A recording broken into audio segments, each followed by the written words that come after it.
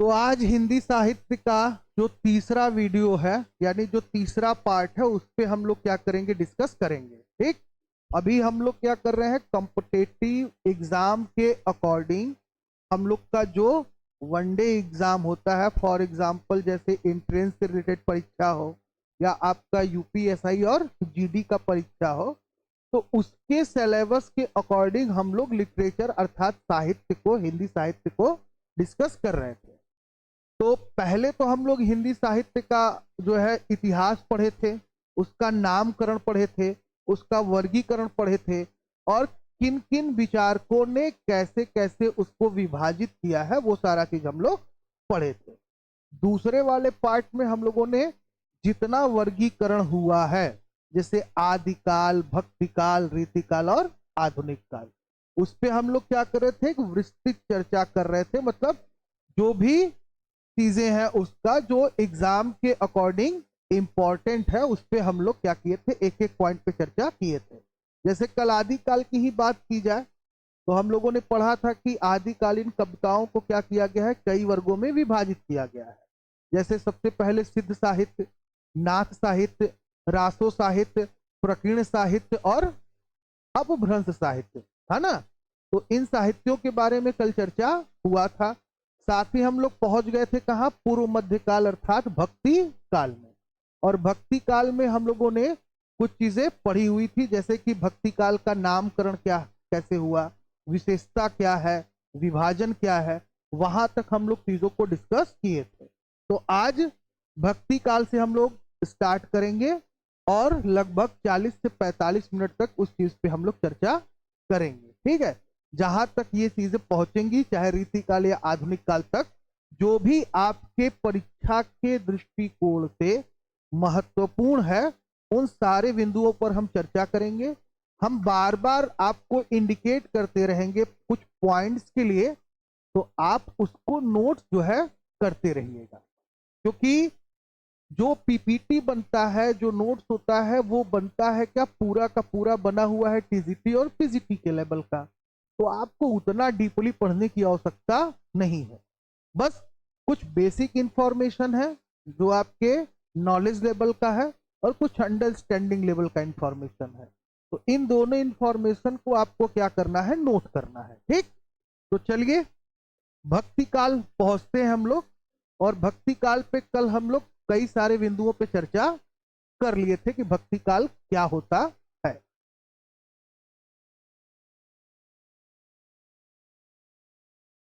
और भक्ति काल का वर्गीकरण कैसे किया गया है, जैसे हमने कल बताया था कि कृष्ण भक्ति शाखा, राम भक्ति शाखा, सगुण और निर्गुण में कल चर्चा जो है हुई थी। वही से हम लोग क्या करेंगे, आज के टॉपिक को हम लोग स्टार्ट करेंगे जहां से कल हम लोग छोड़े थे। ठीक। तो कल हम लोग पढ़ते वक्त यहाँ पे हम लोग पिछले वीडियो में क्या किए थे, पढ़े थे। पिछले वीडियो में हम लोग भक्ति काल के कवियों की स्थिति, कौन कौन से कवि हैं उनके बारे में हम लोग पढ़ लिए थे। अब हमने आपको बताया था कि भक्ति युग की 4 प्रमुख काव्य धाराएं क्या है, मिलती हैं। यही से हम लोग जो है शुरू करते हैं। हम आपको बताए थे कि सगुण भक्ति है और कौन सा भक्ति है, निर्गुण भक्ति। यानी मैंने आपको बताया था कि अगर भक्ति कालीन काव्य धारा को विभाजित किया जाए तो सगुण और निर्गुण भक्ति में क्या करते हैं, विभाजित करते हैं। सगुण भक्ति की अगर बात करें तो हमने कहा था कि इसमें क्या किया जाता है, सकार ब्रह्म की उपासना की जाती है। अर्थात हम ईश्वर की कल्पना अपने रूप या अपने समान ही करते हैं और अपने ही स्वरूप की तरह उनकी प्रतिमा बनाकर क्या करते हैं, उनका भक्ति करते हैं। ठीक।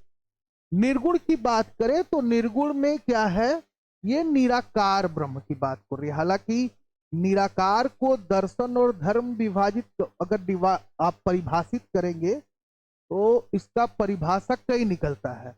पर यहाँ पे अगर साहित्यिक दृष्टिकोण से जो हम लोग को जानना है, बस इतना जान लेते हैं कि कवियों या भक्तों की वह शाखा, कवियों और भक्तों की वह शाखा जो क्या करता है, निराकार ब्रह्म की उपासना करता है, जो यह मानता है कि ईश्वर सर्वव्यापी है। ईश्वर क्या है? सर्वव्यापी है। वो वायु के समान क्या है? अदृश्य है। वायु को देखा जा सकता है? नहीं। महसूस किया जा सकता है। वायु को हम देख नहीं सकते, क्या कर सकते हैं? महसूस कर सकते हैं। तो निराकार ब्रह्म की उपासना करने वाले जितने भी विद्वान हुए, वह यह कहते हैं कि भैया ईश्वर क्या है? निराकार है और सर्वव्यापी है, उसका कोई आकार और स्वरूप नहीं है। उसे केवल एक वायु के समान क्या किया जा सकता है? महसूस किया जा सकता है। तो इन दो काव्य धाराओं की जो है हम क्या करेंगे? विस्तृत चर्चा करेंगे कि इन दो काव्य धाराओं की विशेषता क्या थी, भाषा क्या थी, इसके साथ साथ कौन कौन से प्रसिद्ध रचनाकार हुए और कौन सी उनकी कृति जो है वो बहुत फेमस है, यानी महत्वपूर्ण है परीक्षा के दृष्टिकोण से। तो सगुण भक्ति की अगर बात करें तो यहां सगुण भक्ति को भी दो भागों में क्या किया गया? विभाजित किया गया। क्या? एक तो हो गया रामाश्रय शाखा, दूसरा हो गया कृष्णाश्रय शाखा। राम और कृष्ण की उपासना हम लोग क्या करते हैं? स्वरूप यानी साकार ब्रह्म के रूप में करते हैं। किसके रूप में करते हैं? साकार ब्रह्म के रूप में करते हैं, यानी हम उनके स्वरूप का क्या करते हैं?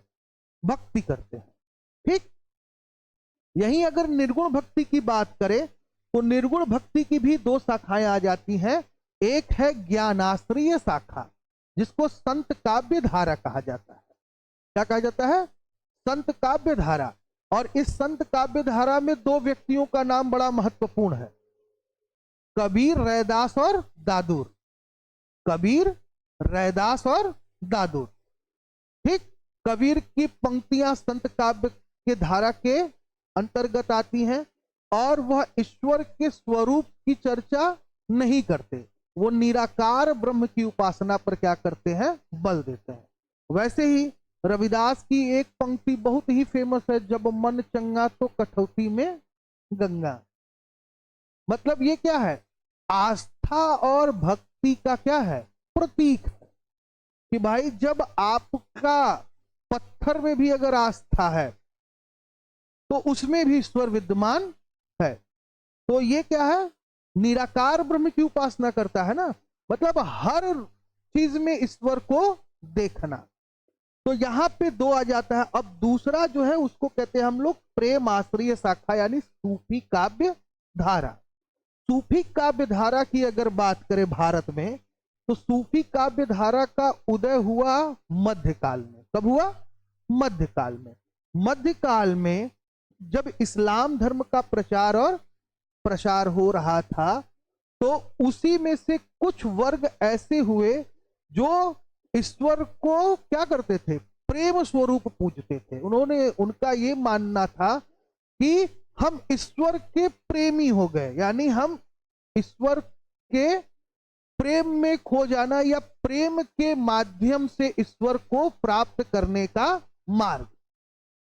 प्रेम के माध्यम से ईश्वर को प्राप्त करने का मार्ग ही क्या कहलाता है? आपका सूफी काव्य धारा कहलाता है, या इसको हम कहते हैं प्रेमाश्रय शाखा। यहां पर हमारे सिलेबस में जो इस टाइम का यानी प्रेमाश्रय शाखा का इस ब्रांच का जो सबसे महत्वपूर्ण पोएट हुआ, अर्थात जो कवि हुआ, वो हुआ कौन? मलिक मोहम्मद जायसी, जिन्होंने पद्मावत, अखरावट, कुतुबन, मृगावली, मंझन, बहुत सारी रचनाओं का क्या किया? रचना किया। ठीक। तो अब एक एक चीजों पे हम लोग क्या करते हैं? थोड़ा सा विस्तृत और विस्तार से चर्चा करते हैं। तो सबसे पहले बात करते हैं हम लोग रामाश्रय शाखा की। किसकी बात करते हैं? रामाश्रय शाखा की। तो रामाश्रय शाखा के काव्यों की अगर बात करें तो पहले तो आप भाषा में लिख लीजिएगा। भाषा जो था वो था आपका ब्रज और अवधि। ब्रज और अवधि, यानी जितनी भी रचनाएं हुई उसमें सर्वाधिक रचनाएं लिखी गई केवल दो में। किसमें? ब्रज और अवधि में। साथ ही अगर बात किया जाए तो भक्ति काल के सगुण भक्ति शाखा के रामाश्रय भाग के जो सबसे महत्वपूर्ण कवि थे, उनका नाम था क्या भाई? तुलसीदास। क्या नाम था? तुलसीदास। और आपको पता है कि तुलसीदास के रचनाओं की जो भाषा थी वो क्या थी? अवधी थी। अवधी ही थी, ब्रज नहीं थी उनकी। क्या थी? अवधी थी। अब इनके साहित्यिक योगदान की अगर बात की जाए तो इनके कुल 13 ग्रंथ हैं। कितने ग्रंथ हैं? 13 ग्रंथ। यानी तुलसीदास के रचनाओं की अगर हम बात करें या इनके हम साहित्यिक योगदान की बात करें तो इन्होंने कुल 13 जो है क्या किया था?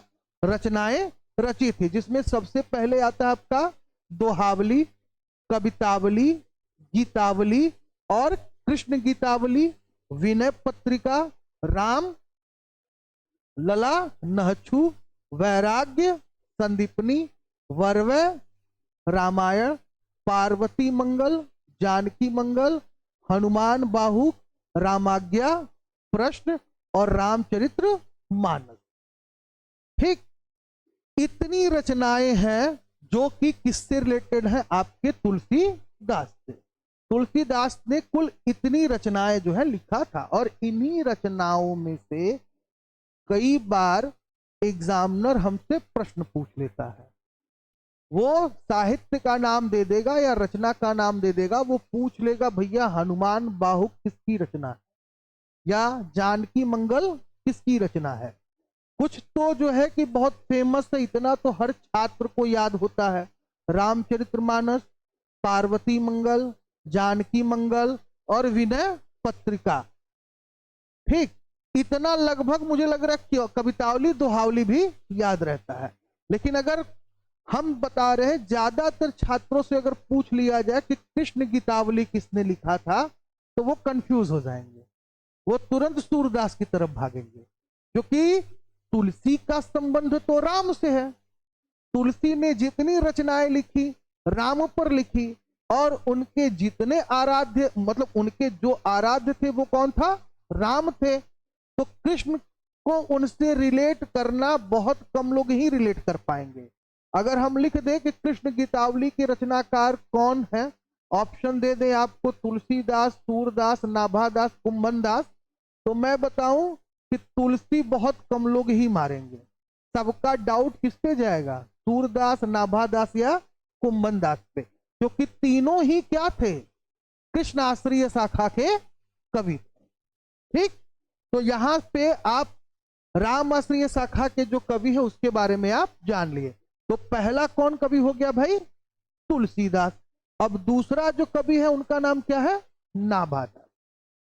तो राम आश्रय शाखा के दूसरे कवि की बात करें तो नाभादास जी हैं। और नाभादास जी जो थे वो अग्रदास जी के क्या थे? शिष्य थे। और लगभग इनको अगर कहा जाए तो ये तुलसीदास जी के क्या थे? मृत्यु के बाद तक क्या रहे? ये जीवित रहे। इनकी रचनाओं की बात करें तो इनकी 3 प्रमुख रचनाएं उपलब्ध हैं। नाभादास की 3 प्रमुख रचनाएं क्या है? अभी तक उपलब्ध है, जिसमें सबसे पहले आता है आपका रामाष्टयाम, भक्तमाल और रामचरित संग्रह। तीनों आप लिख सकते हैं। भक्ति काल में, भक्ति काल हेडिंग डालिएगा, उसमें आप नोट कर लीजिएगा कि रामाश्रय शाखा के कवि नाभादास की कुल 3 प्रमुख रचनाएं हैं। कौन कौन सा? रामाष्टयाम, भक्तिमाल और रामचरित्र संग्रह।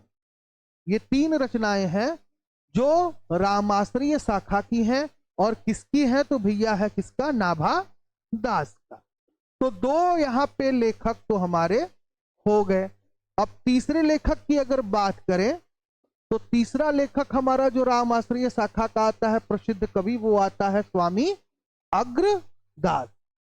अग्रदास की अगर बात करें तो ये नाभादास के क्या थे? गुरु थे। और इनकी रचनाओं की बात करें तो इनकी 4 रचनाएं हैं। कौन सा? हितोपदेश उपाख्या बावनी, ध्यान मंजरी और रामाध्या मंजरी, साथ ही अष्ट। ये 4 रचनाएं थी जो क्या था, अग्रदास का था। तो 3 नाम हो गया। क्या आपको सिंपल वे में याद कर लेना है, रामाश्रय शाखा के कौन कितने हो गए, कितने, 3। कौन कौन हो गया तो देख लीजिए, आप याद कर लीजिए, T N A, T N A, खाली इतना याद कर लिया आपको हमेशा याद रहेगा। तुलसी नाभा अग्र, तुलसी नाभा अग्र, टी एन ए, कभी नहीं भूलेंगे। आपसे कितना भी पूछा जाए कि भैया रामाश्रय शाखा के कितने कवि थे या महत्वपूर्ण कितने कवि थे, तो 3। कौन कौन से, तो टी एन ए, तुलसी, नाभा और अग्र। ये आप शॉर्ट फॉर्म में रख लेंगे याद। तो ये एक ट्रिक है आपके समक्ष, जिससे कि आपको याद करने में बहुत क्या मिलेगा, मदद मिलेगा। तो यहाँ पे जो रामाश्रय शाखा के जो कवि थे उनके बारे में तो चर्चा हो गई। अब हम बात कर लेते हैं कृष्ण काव्य धारा के प्रमुख कवियों के बारे में। तो कृष्ण आश्रय कवियों की जो मूल भाषा थी, ज्यादातर भाषाएं, ज्यादातर रचनाएं जो है वो किसमें है, तो भाई ब्रज में है। किसमें है, ब्रज में है। और कृष्ण आश्रय शाखा के सबसे प्रमुख कवि जो थे वो कौन थे भाई, सूरदास। सूरदास के संदर्भ में कहा जाता है कि ये अंधे थे, कोई कहता है ये जन्म से अंधे थे, कोई कहता है नहीं बाद में अंधे हुए। तो उनके अंधे होने से हमें कोई दिक्कत नहीं है, और ना ही इस तरीके का प्रश्न हम लोगों से पूछा जाएगा कि सूरदास जी को दिखाई देता था कि नहीं दिखाई देता था, क्योंकि नाम ही है सूरदास, कि नहीं।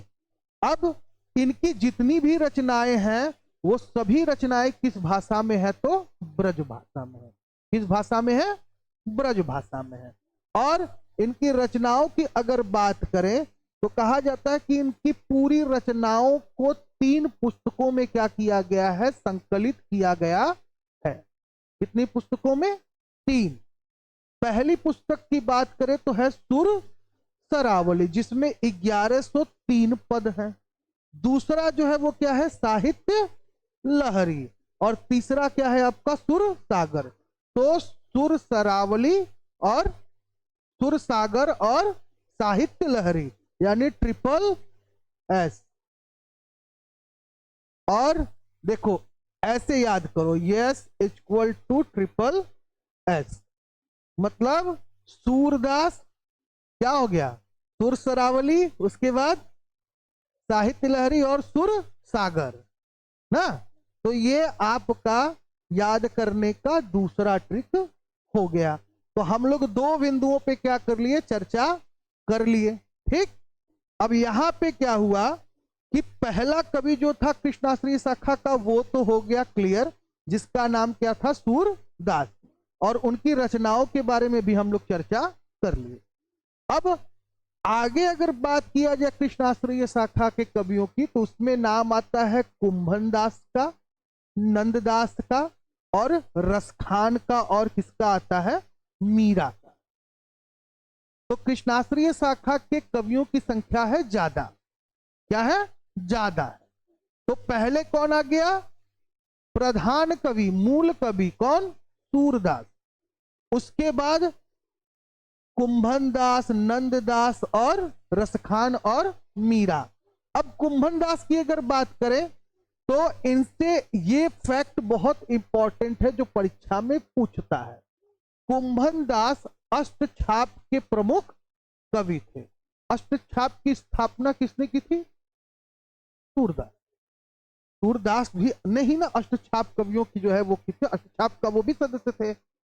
तो इन्हें अष्टछाप के प्रमुख कवियों में क्या किया जाता है, माना जाता है।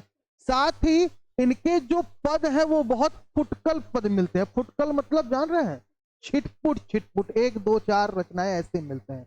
इन रचनाओं की अगर बात करें तो क्या है, रास, पंचध्यायी, सिद्धांत, पंचध्यायी, अनेकार्थ, मंजरी, फिर क्या है, मान मंजरी, रूप मंजरी, विरह मंजरी, आपका भंवर गीत, गोवर्धन लीला, श्याम सगाई, रुक्मणी मंगल, सुदामा चरित्र और भाषा दशम स्कंद। तो ये जो है इनकी रचनाएं थी। एक और रचना है जिसका नाम क्या था, पदावली। ठीक, तो ये जितनी रचनाएं हैं वो किसकी थी, कुंभन दास की। अब आगे चलते हैं और आगे हम लोग देख लेते हैं किसको भैया, अगला कवि कौन है भक्ति काल का कृष्णाश्रयी शाखा का, तो उसका नाम है क्या, रसखान। कौन है, रसखान। रसखान से भी परीक्षा में प्रश्न जो है किया जाता है। रसखान की अगर बात की जाए तो रसखान का जो असली नाम था वो क्या था, सैयद इब्राहिम। क्या नाम था, सैयद इब्राहिम उनका असली नाम था। ठीक है, और इन्हें प्रेम रस रसखान भी कहा जाता है। क्या कहा जाता है, प्रेम रस की खान कहा जाता है। ये लाइन नोट कर लीजिएगा कि किस कवि को प्रेम रस का खान कहा जाता है, तो वह कौन है भाई, रस खान। रस माने आनंद हो? या रस का भाग क्या होता है, श्रृंगार। रस में सबसे प्रधान रस कौन सा है, श्रृंगार। श्रृंगार का स्थायी भाव प्रेम। ठीक, तो रस खान, रस खान को क्या कहा जाता है, प्रेम रस की खान कहा जाता है। और इनकी दो रचनाएं बहुत ही फेमस हैं, एक है प्रेम वाटिका और दूसरा है सुजान रस खान। तो सुजान रस खान उनकी रचना है और दूसरी रचना जो है वो क्या है, आपका प्रेम वाटिका। ठीक, अब अगले कवि के रूप में बात किया जाए तो अगली जो है कवित्री आ जाती है आपकी कौन सी, मीराबाई। मीराबाई की अगर बात करें तो ये भी क्या थी, कृष्णाश्रय शाखा की जो है संत थी। और इनकी रचना जो है वो मीराबाई पदावली में क्या किया गया है, संग्रहित किया गया है। तो अगर आपसे पूछा जाए कि इनकी रचनाओं को किसमें संग्रहित किया गया है, तो मीराबाई पदावली में क्या किया गया है, संग्रहित किया गया है। ठीक, चलिए आगे चलते हैं। तो यहां पे हम लोग का सगुण भक्ति के जो दो चीजें थी वो हो गया क्लियर। सगुण भक्ति हम लोग का क्या हो गया, पूरा डिस्कस हो गया। हम लोग सगुण भक्ति से जो फैक्ट था, मुझे लग रहा है 5-6 फैक्ट 7 फैक्ट लिखे होंगे और वही आपके लिए इंपॉर्टेंट है। और उतने से ही प्रश्न आपका एग्जाम में क्या हो जाएगा, कहीं ना कहीं टच हो जाएगा। अब बात करते हैं संत काव्य धारा के कवि की, यानी जिसको हम लोग कहते हैं क्या, ज्ञान मार्गी। क्या कहते हैं, ज्ञान मार्गी। अब ज्ञान मार्गी के प्रमुख कवियों में नाम आता है किसका, कबीर दास का। किसका नाम आता है, कबीर दास का। अब कबीर की अगर बात करें तो कबीर दास की बहुत सारी रचनाएं फेमस हैं। कौन कौन सा फेमस है, तो 3 तो मूल रूप से फेमस है। एक तो हो गया कौन सा भाई, साखी, दूसरा क्या हो गया, सबद, और तीसरा हो गया आपका रमैनी। तो साखी, सबद, रमैनी इनकी जो है क्या है, रचनाएं हैं। ठीक, और इनकी भाषा जो थी वो क्या थी, तो अलग ही भाषा थी इनकी। क्या, सधुक्कड़ी। कौन सी भाषा थी, सधुक्कड़ी भाषा था। ठीक, वो आ रहा है, दस्त आ रहा है इसीलिए सरक रहा है। उतना देर से पढ़ा रहे थे तो नहीं आया खाती। आगे चलते हैं और आगे कवि के रूप में हम लोग पढ़ते हैं किसको, रामानंद जी। किसको पढ़ते हैं, रामानंद और नामदेव को। किसको किसको, रामानंद और नामदेव को। रामानंद की अगर बात करें तो ये रामानुजाचार्य परंपरा के क्या थे, शिष्य थे। किस परंपरा के थे, रामानुजाचार्य के थे। और नामदेव की बात की जाए तो इनको क्या कहा जाता था, महाराष्ट्र में ये बहुत ज्यादा क्या थे, फेमस थे। और ये सबसे पहले ऐसे कवि थे जिन्होंने हिंदू और मुसलमान के मिथ्या रूढ़ियों का क्या किया था, विरोध किया था। इसके साथ कृष्णाश्रय शाखा में आ जाते हैं रैदास, रैदास आ जाते हैं। और रैदास के बाद आ जाते हैं कौन, दादुर। ठीक, तो ये दो और कवि हैं जो आपके कृष्ण भक्ति शाखा के अंतर्गत आ जाते हैं। तो यहां पे हम लोगों का जो संत काव्य धारा था, जिसको हम लोग कृष्णाश्रय शाखा कहते हैं, वह भी हो गया हमारा जो है क्लियर। अब हम बात करेंगे आगे सूफी काव्य धारा या प्रेमाश्रयी शाखा। इसे हम या तो सूफी काव्य धारा कह दें या इसको हम कहें प्रेमाश्रयी शाखा। अब यहां पे सबसे पहले प्रमुख कवि में कौन आता है, तो मलिक मोहम्मद जायसी। और इनकी रचनाओं की अगर बात किया जाए तो पद्मावत, अखरावट, आखिरी, कलाम और इसके बाद चित्रलेखा और कुतुबन और मृगावली। कौन कौन सा है, कुतुबन और मृगावली, ये सभी रचनाएं जो है वो किसका है, मलिक मोहम्मद जायसी की है। ठीक है, जिसमें इन्होंने क्या किया है, प्रेम काव्य का वर्णन किया है। अब दूसरे कवि की बात करें तो कौन आता है भाई,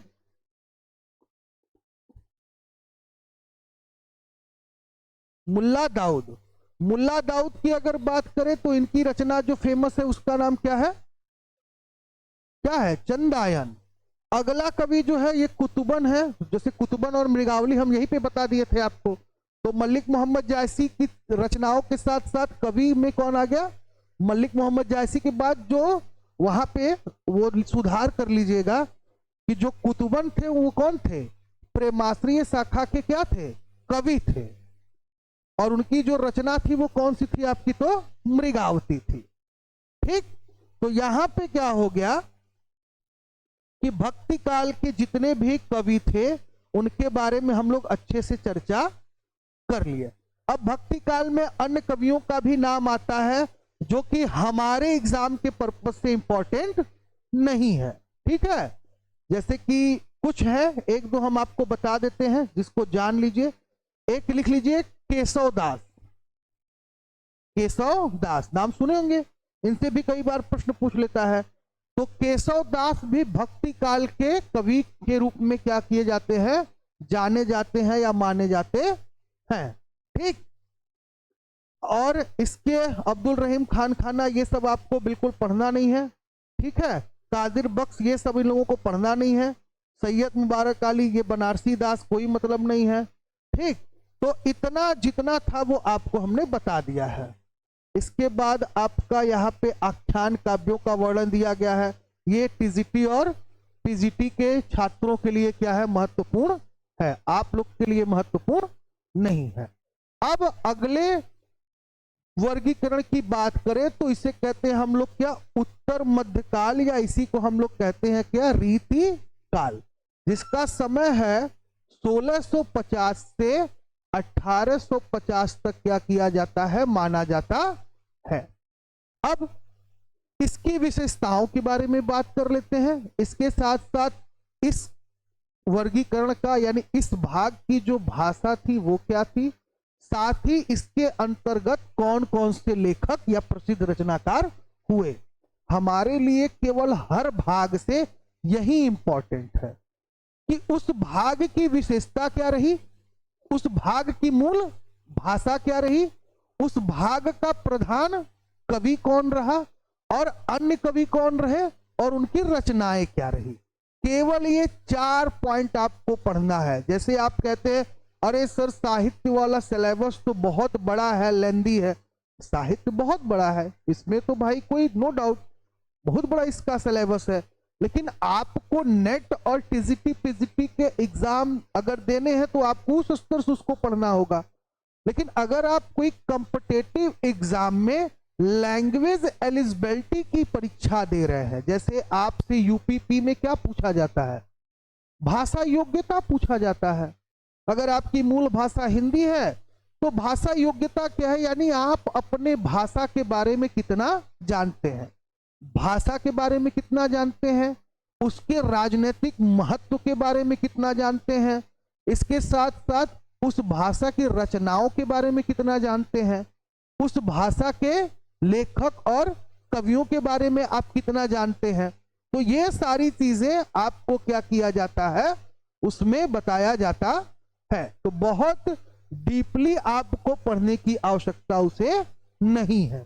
आगे चलते हैं और बात करते हैं रीतिकाल की। तो भैया रीतिकाल को अलंकृत काल और श्रृंगार काल के नाम से जाना जाता है। ये बहुत इंपॉर्टेंट है, नोट कर लीजिएगा कि रीतिकाल को अलंकृत काल और किसे, श्रृंगार काल के नाम से जाना जाता है। अलंकृत काल की बात करें तो मिस्र बंधुओं ने इसे अलंकृत काल का नाम दिया था, और रामचंद्र शुक्ल और इसके साथ साथ रामचंद्र शुक्ल ने इसको रीतिकाल का नाम दिया, और विश्वनाथ प्रसाद ने इसको श्रृंगार काल कहा। तो 3 नाम इसके लिए आए। कौन कौन सा आया? रीतिकाल जो किसने दिया? रामचंद्र शुक्ल ने दिया, नोट कर लीजिएगा। इसके अलावा श्रृंगार काल किसने कहा? तो विश्वनाथ प्रसाद ने कहा। अब तीसरा जो कौन सा था? अलंकृत काल। तो अलंकृत काल किसने कहा? मिस्र बंधुओं ने कहा। ठीक, आपको बस मैं जितनी चीजें फैक्चुअल नोट कराता हूं स्पेशली बोल के या इंडिकेट करके, आप एक अच्छा सा नोट्स, बहुत साहित्य आपका नोट्स जो बनेगा मुश्किल से 2 से 3 पन्ने का मैं बनवाऊंगा, इससे अधिक आपको मैं नोट नहीं बनवाऊंगा। बस आप उस 2 से 3 पन्ने के फैक्ट को अच्छे से पढ़ लीजिएगा। हम आपको ये पूरा भरोसा दिलाते हैं कि अगर आप परीक्षा देंगे और साहित्य से आपसे प्रश्न पूछा जाएगा तो आप देखेंगे उस फैक्ट से काफी क्वेश्चन हमारे क्या होंगे, फंसेंगे ना। तो आप एक बार, चूंकि आपको एक बार हम पढ़ा चुके हैं, एक बार तो पूरा पढ़ा चुके हैं आपको, पूरा total Hindi grammar literature and language तीनों पार्ट्स हम आपसे डिस्कस कर चुके हैं। ये हमारा रिवीजन वाला सेशन चल रहा है। इस रिवीजन सेशन में हमारा मतलब चलाने का जो मूल उद्देश्य है वो ये है कि जिन लोगों का छूट गया था, जो लोग ऑफलाइन वाले क्लास में अवेलेबल नहीं हो पाए थे, किसी कारण से एग्जाम है, काम है, कुछ भी किसी कारण से अगर आप अवेलेबल नहीं रह पाए, तो एक बार आपका रिवाइज हो जाए। तीसरी प्लस पॉइंट आपके पास ये है कि अब ये वीडियो आपके YouTube चैनल, यानी जो आपका पढ़ा ऐप के नाम से YouTube चैनल है, उस चैनल पे भी ये वीडियो आपका पड़ा रहेगा। तो जो लोग आज भी अटेंड नहीं कर पा रहे हैं क्लास, अब पहले भी नहीं कर पाए क्लास, तो उनके लिए फैसिलिटी ये है कि उस चीज को वो चैनल्स के माध्यम से क्या कर लेंगे, पढ़ लेंगे। और रही बात आपके PDF नोट्स का, तो पूरा नोट्स आपके टेलीग्राम चैनल जो पढ़ा ऐप उस पे अवेलेबल है। साथ ही आप गूगल प्ले स्टोर से ऐप डाउनलोड कर लेंगे, मटेरियल में जाएंगे, भाई आप ऐप डाउनलोड कर लीजिए प्ले स्टोर से पढ़ा ऐप के नाम से, उसके बाद उसको डाउनलोड करके लॉगिन करके मटेरियल में जाइए, वहां से आपको बहुत सारे मटेरियल भी मिल जाएंगे, टेस्ट सीरीज भी मिल जाएंगे। तो फैसिलिटी सारा चीज है, बस दिक्कत यही है कि आप मन लगा के पढ़िए। 4 से 6 घंटे आपकी क्लासेस चलती हैं प्रतिदिन, ठीक। बस धैर्य बांध के अच्छे से चीजों को पढ़िए, समझिए, नोट करिए। और केवल लगभग आप लोग 5-6 महीना कहते हैं, मैं आपसे कहता हूं केवल 1 साल कंटिन्यूअस अपने इस तैयारी को आप दे दीजिए। 1 साल के आप अगर तैयारी क्लास अटेंड कर लेते हैं तो आपके पास बहुत मात्रा में क्या हो जाएगा, नोट्स अवेलेबल हो जाएगा, चीजें अवेलेबल हो जाएंगी, बहुत सारा कुछ क्लास में आप सीख भी चुके होंगे। तो आप रिवीजन केवल अगर ढंग से कर लें तो अगली वैकेंसी आपकी है।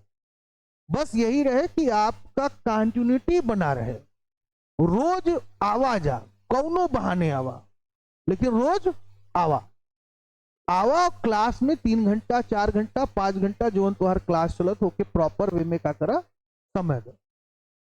अब भागा मत, कैसे कहल न गलत, करत करत अभ्यास ते जड़ मत होत सुजान, और रसरी आवत जात ते सिल पे पड़त निशान। तो ही रसरिया के तरह आवत जाल करा, खाली बस आवत जात रहबा तो कुछ न कुछ बढ़िया निशान या चिन्ह मिली जाए, ठीक। बस रेगुलरिटी आप बनाए रखिए, बस दिक्कत यही है आप रेगुलरिटी नहीं बना पाते। आगे चलते हैं, अब बात करते हैं कि रीतिकाल की विशेषताएं क्या थी। तो रीतिकाल की विशेषता की बात करें तो यहां पे देखिए श्रृंगारिकता का सबसे ज्यादा विशेषता मिलता है। किसका मिलता है? श्रृंगारिकता का। साथ ही अगर देखा जाए तो यहां पे रीति या काव्य रीति की बात करें, रस और अलंकार की बात करें, तो इन सारी चीजों का क्या किया गया? रीति काव्य में बहुत ज्यादा क्या किया गया? प्रयोग किया गया। ठीक है। इसके साथ साथ आप देखेंगे तो रचनाओं में संस्कृत, प्राकृत, अपभ्रंश, फारसी और हिंदी के भी क्या कहा जाते हैं, बहुत सारे आपको क्या मिलेंगे? आदि काव्य तथा कृष्ण काव्य की श्रृंगारिक प्रवृत्तियों में मिलेगा। कहने का अभिप्राय यह है कि रीति काल में जो रचनाएं लिखी गई, उन्हीं रचनाओं मतलब जो रचनाएं लिखी गई उन रचनाओं की जो विशेषता है वो आदि काल और कृष्ण काव्य धारा की जो रचनाएं हैं उनसे काफी मिलती जुलती मिलेगी। साथ ही अगर प्रधान कवि के बारे में बात करें, मूल कवि के बारे में बात करें रीतिकाल के, तो सबसे पहले आ जाते हैं भैया कौन? हजारी प्रसाद द्विवेदी। कौन आ जाते हैं? हजारी प्रसाद द्विवेदी। हजारी प्रसाद द्विवेदी की अगर बात की जाए तो कहा गया कि इनके अनुसार संस्कृत के प्राचीन साहित्य की विशेषता रामायण और महाभारत से यदि भक्ति काल के कवियों ने प्रेरणा ली तो रीतिकाल ने कवियों ने उत्तरकालीन संस्कृत साहित्य को प्रेरणा प्रभाव लिया। लक्ष्मण ग्रंथ, नायिका भेद, अलंकार और संचारी भाव के पूर्व निर्मित वर्गीकरण से कवि बधिसी, मतलब इन्होंने क्या किया है और इन्होंने उसकी विशेषता को बताया। हजारी प्रसाद द्विवेदी जो है कवि नहीं रहे, वो क्या किए? आपके रीतिकालीन विशेषताओं को क्या किए जो है रीतिकाल के काव्य धारा की जो विशेषता थी उसके बारे में इन्होंने क्या किया? बताया। लेकिन रीतिकाल में 3 सेक्टर जो होता है वो हो जाता है हमारे लिए बहुत इंपॉर्टेंट, क्योंकि यहाँ के कवियों को क्या किया गया था? आपका किसमें गाया गया? बटा गया 3 भागों में। एक रीतिबद्ध कवि, दूसरा रीति सिद्ध कवि और तीसरा रीति मुक्त कवि। तो 3 कवियों की कैटेगरी को क्या किया गया है? रीतिकाल में बताया गया है। तो यहां पे देखिए बताया गया है कि 3 काव्य धाराएं थी रीतिकाल की। एक है रीतिबद्ध कवि, दूसरा है रीति सिद्ध कवि और तीसरा है रीति मुक्त कवि।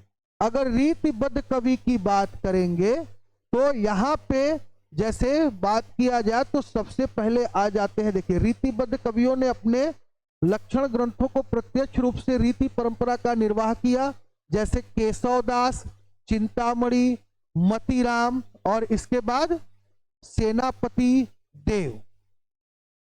ठीक, तो ये इतने कितने हो गए आपके? 5। 1 2 3 4 और 5।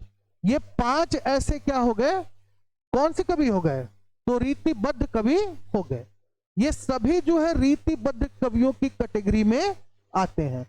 प्रश्न आपसे पूछता है कि इसमें से कौन सा कवि रीतिबद्ध कवि का है? तो रीतिबद्ध कवियों में 5 का नाम है। क्या कौन? केशवदास, चिंतामणि, मतीराम, सेनापति और देव।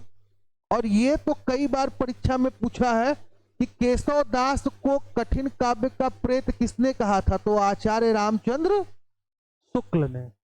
ये कई बार परीक्षा में पूछा गया है कि कठिन काव्य का प्रेत किसको कहा जाता है? तो केशवदास को। किसने कहा? तो रामचंद्र शुक्ल ने कहा।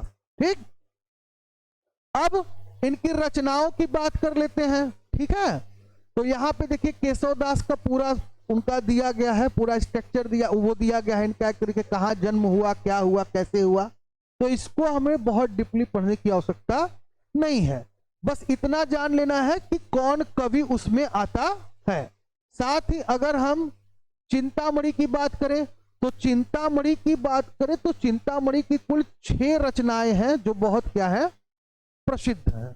जिसमें कौन है? काव्य विवेक, कवि कुल, कल्पतरु, काव्य प्रकाश और छंद विचार पिंगल, रामायण और रस विलास और श्रृंगार मंजरी कृष्ण चरित्र। यानी इनकी कुल ऐसे देखा जाए 6 रचनाओं में से कुल 8 का क्या मिलता है, श्रृंगार मिलता है। ठीक, ऐसे ही चिंतामणि की जो श्रृंगार मंजरी नामक एक जो काव्य है, वो देखिए यहाँ पे इंपॉर्टेंट क्यों है कि तेलुगु लिपि में लिखित संस्कृत के गद्य ग्रंथ का ब्रज भाषा में पदबद्ध अनुवाद है। ठीक है, कई बार पूछ ले कि भाई तेलुगु लिपि में लिखित संस्कृत के गद्य काव्य या ब्रज भाषा में अनुवादित कौन सी रचना है, तो श्रृंगार मंजरी है। इसको आप नोट कर सकते हैं। अगले कवि के रूप में देखा जाए तो कौन थे, मतीराम थे। मतीराम के बाद कौन था, सेनापति थे। ठीक, तो रीतिबद्ध कवियों में जो कवि की कैटेगरी थी, जो जो कवि थे उनके बारे में हम लोग पढ़ लिए। अब यहां पे बात करते हैं हम लोग रीति सिद्ध कवि के बारे में। रीति सिद्ध कवियों की अगर बात करें, ठीक है, तो उसमें कौन आता है, तो आता है कौन, सबसे पहले बिहारी और रसनिधि, ये दो आते हैं। अगर कवि का नाम लिख लिए तो रचनाएं तो आप गूगल या एआई से भी सर्च कर सकते हैं ना, इनकी रचनाएं कौन कौन सी थी। अगर बिहारी की बात करें तो बिहारी की एक ही रचना बहुत फेमस हुई, कौन सा, सतसैया, बिहारी सतसैया। और दूसरे कवि के रूप में जो थे वो कौन थे, रसनिधि थे। तो रीति सिद्ध कवियों में कितने आ गए, दो। कौन कौन से भाई, रसनिधि आ गए और कौन आ गया आपका, बिहारी आ गए। अब हम बात करते हैं रीति मुक्त कवियों की। ठीक, तो रीति मुक्त कवियों की अगर बात की जाए तो इसमें आते हैं कौन, सबसे पहले घनानंद, फिर आलम, फिर ठाकुर, फिर बोधा। ये चार जो है कौन है, मूल कवि हैं, जो कि किस्म के अंतर्गत आते हैं, आपके रीति मुक्त कवियों के अंतर्गत आते हैं। तो कवियों का नाम आप लिख लीजिए, रचनाओं को इनके क्या करिएगा, एक बार सर्च करके आप पढ़ लीजिएगा कि इनकी कौन कौन सी मूल रचनाएं थी। ठीक, तो हमारा यहाँ पे जो रीति काल था वो भी क्या हो गया, क्लियर हो गया। अब हमारा जो एक बचा हुआ है अंतिम भाग, उसको कहते हैं हम लोग आधुनिक काल। तो आधुनिक काल के बारे में चर्चा हम लोग करेंगे अगले वीडियो में। ठीक है, क्योंकि वही कल वाली हालत कि अगर आधुनिक काल को हम डिस्कस करेंगे तो वीडियो हो जाएगा बड़ा और फिर वो रह जाएगा यूट्यूब पर पड़ा। तो इसलिए बहुत बड़ा और लेंदी नहीं बनाना है, इतना ही बनाना है जितना आप आराम से समझ सके, सीख सके। भले 2 वीडियो एक्स्ट्रा बन जाए, लेकिन क्या रहे, शॉर्ट्स में रहे, छोटे में रहे, ताकि आपके पढ़ने का मन करे। कई बार ऐसा होता है, बहुत बड़ा वीडियो अगर हो जाता है तो लोग लेंदी समझ के छोड़ देते हैं कि चलो बाद में देख लेंगे, बाद में देख लेंगे, और बाद में देखते देखते देखते देखते कभी देख ही नहीं पाते। तो जब रील देखे से फुर्सत मिला तब ना देखा वीडियो। रील इतना क्यों देखा जाता है, क्योंकि छोटा होता है, कम समय का होता है, लेकिन वो छोटा छोटा समय आपका कितना ज्यादा समय खा जाता है आपको पता नहीं चलेगा।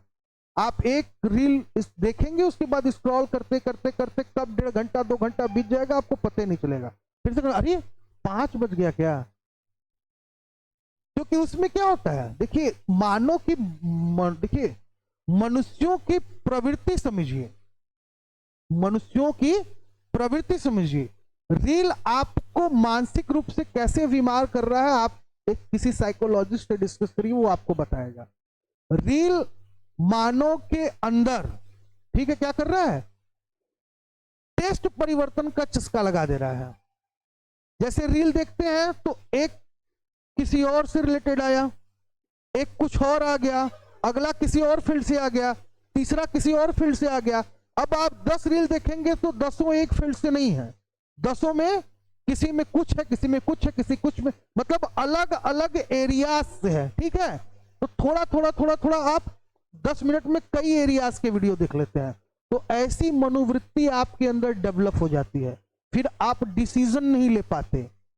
रील देखने वाले, अगर मैं आपको बता दूं, हफ्ता भर आप रील देख लीजिए, आप एकाग्र नहीं रह पाएंगे, सही निर्णय नहीं ले पाएंगे। ठीक है, बहुत ज्यादा विचलित रहेंगे, एक चीज पे टिक ही नहीं पाएंगे, क्योंकि ये क्या है, इस तरह का जो है कॉन्सेप्ट, आप इस तरीके की प्रवृत्ति आपके अंदर आ गई है। आपको अलग अलग टेस्ट का चस्का लग गया है, अलग अलग टेस्ट का चस्का लग गया है, और ये प्रवृत्ति आपके अंदर जीवन भर हो जाएगी। फिर तू काबा देखा था ना आजकल कंडाली में मार के कैसे कुल सीमेंट से तोपा थी, तो वैसे ही हुई। क्योंकि क्या होता है, मनोवृत्ति बदल गई है, आदमी की जो मनोवृत्ति क्या हो रही है, बदल रही है। ठीक, तो वो एक चीज पे बहुत लंबे समय तक टिक नहीं पाएगा। धीरे धीरे ही बड़ी बीमारियां कैसे होती हैं, धीरे धीरे धीरे, एक छोटी सी फुंसी होती है, फिर धीरे धीरे वो बड़ी होती है और कैंसर का रूप लेकर आपको समाप्त कर देता है। तो रील क्या है, वो छोटी सी फुंसी है, वो छोटा सा आपका कौन सा सेल है, वो एक कौन सा डिफेक्टिव सेल है जो आपको एक दिन क्या बना देगा, कैंसर जैसा गंभीर रोगी बना देगा आपको। तो ज्यादा समय ज्यादा अच्छी चीजों के साथ एक्सपेंड करिए। हम तो बार बार कहते हैं किताबों के सहारे ज्यादा पढ़िए, आप यूट्यूब और वीडियो के माध्यम से बहुत ज्यादा पढ़ नहीं पाएंगे। आप 1 घंटा यूट्यूब देखिए, 1 घंटा किताब देखिए, दोनों में आपको अंतर समझ में आ जाएगा। खुद से आप प्रैक्टिकल करके देख लीजिए। ठीक, तो आज के लिए इतना ही। कल हम लोग आधुनिक काल यानी अगले वीडियो में या अगले लेक्चर में हम लोग आधुनिक काल की विशेषताओं, रचनाओं और कवियों के साथ पुनः आपके समझ क्या होंगे, उपस्थित होंगे। तब तक के लिए अपने वाणी को विराम देते हैं और आप सबसे विदा लेते हैं। जय हिंद, जय भारत।